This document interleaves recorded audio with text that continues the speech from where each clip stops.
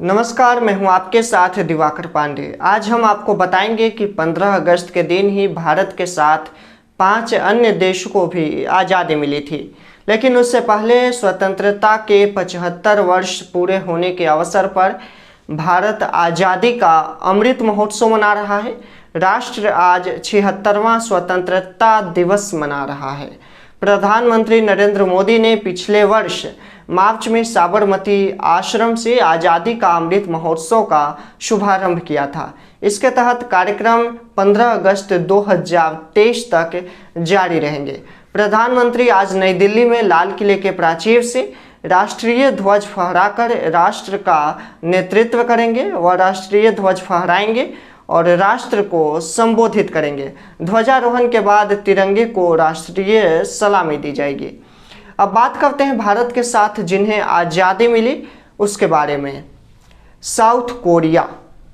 भारत के अलावा दक्षिण कोरिया को भी इस दिन अपना स्वतंत्रता दिवस की आज़ादी मिली।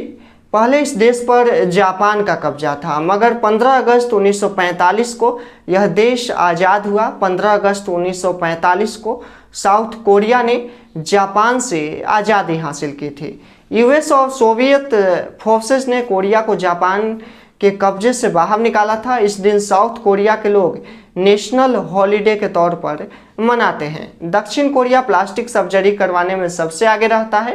ये देश capital of the plastic surgery के नाम से भी जाना जाता है। यहाँ के लोग खूबसूरत दिखने के लिए सबसे ज़्यादा प्लास्टिक सर्जरी करवाते हैं। इसके अलावा यहाँ के लोग अपने फिटनेस पर भी बहुत ज़्यादा ध्यान देते हैं।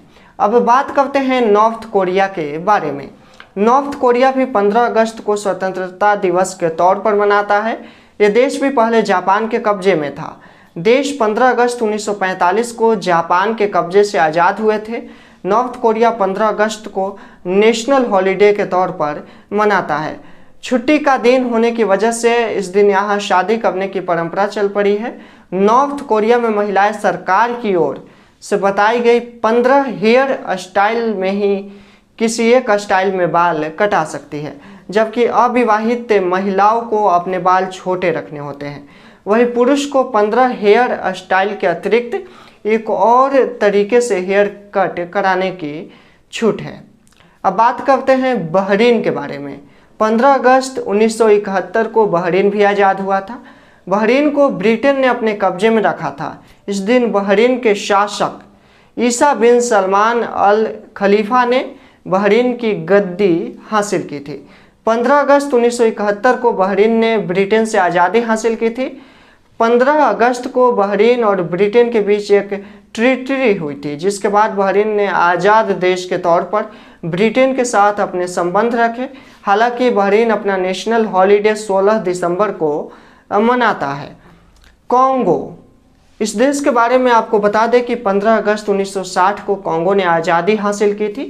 15 अगस्त 1960 को अफ्रीका का यह देश फ्रांस के चंगुल से आज़ाद हुआ था, जिसके बाद से ये रिपब्लिक ऑफ कॉन्गो बना। 1880 से कॉन्गो पर फ्रांस का कब्जा था।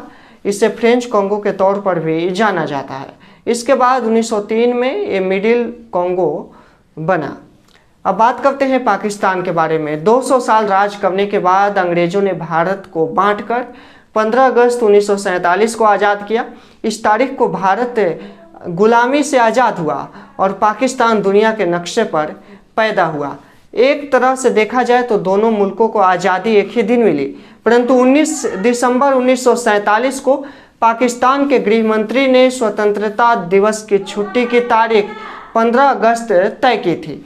लेकिन अगस्त 1948 से ठीक पहले पाकिस्तान की सरकार ने तमाम सबूतों और सरकारी प्रमाणों को नज़रअंदाज कर आज़ादी की तारीख खुद से 14 अगस्त घोषित कर दिया। ऐसे ही तमाम बड़ी जानकारी हम आप तक पहुंचाते रहेंगे। बने रहें हमारे साथ।